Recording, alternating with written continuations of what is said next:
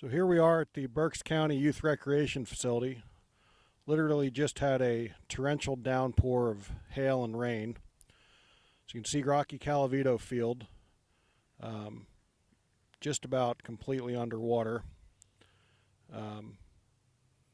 But main reason we wanted to actually do this update today was to kind of show you the difference between what a professionally laser graded baseball infield looks like after probably receiving about 1.5 inches or 2 inches of rain in 30 minutes compared to a non-professional graded infield at this point. We are slated to have Calavito Field pitcher framed next year and professionally laser graded by King Sports Turf, and hopefully at that point then that infield will look like this infield does after receiving the amount of rain that we just received. Not one single puddle here, few soft spots you can definitely see along the back of the infield getting closer to right field. That's pretty much because we had probably about 3 inches of hail build up in there up until just a few minutes ago when it melted. So in just a short period of time, that will actually end up taking care of itself as well. So it's amazing.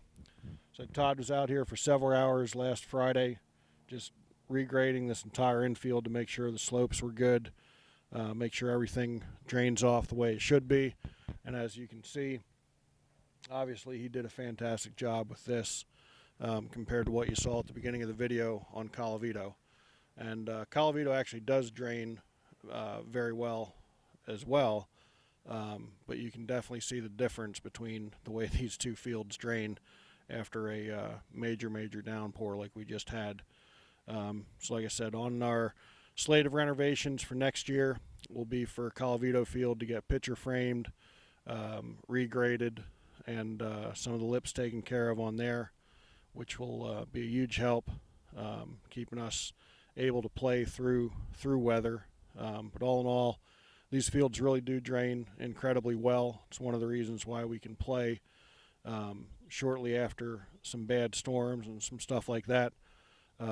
Last week we had a bunch of rain on Friday, and we still started by 9 o'clock Saturday morning, and it was a beautiful weekend and great weather the rest of the weekend once we got into Friday afternoon. So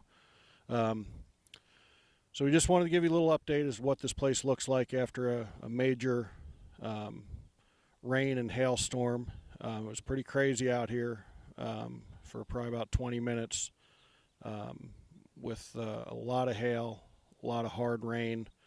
I know around the area we got a lot of damage.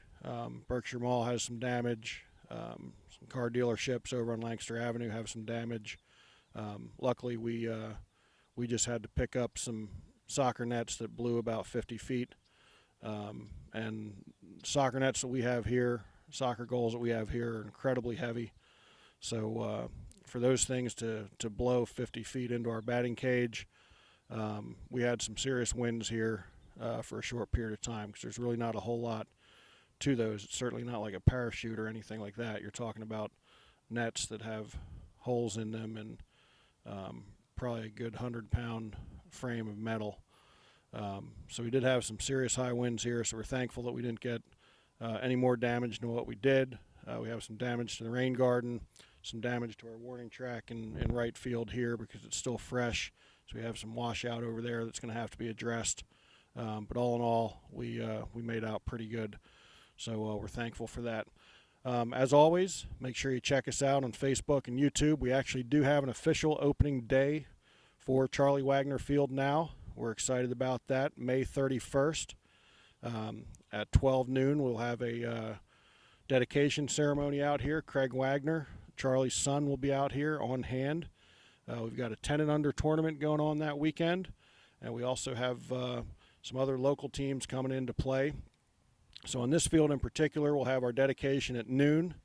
We'll have our 12 and under Berkshire Red Sox team playing the Spring Township Bulldogs. actually, I'm sorry, the Spring Township Diamond Dogs. And that'll take place at 1 o'clock. Our 10 and under tournament will start at 1:30.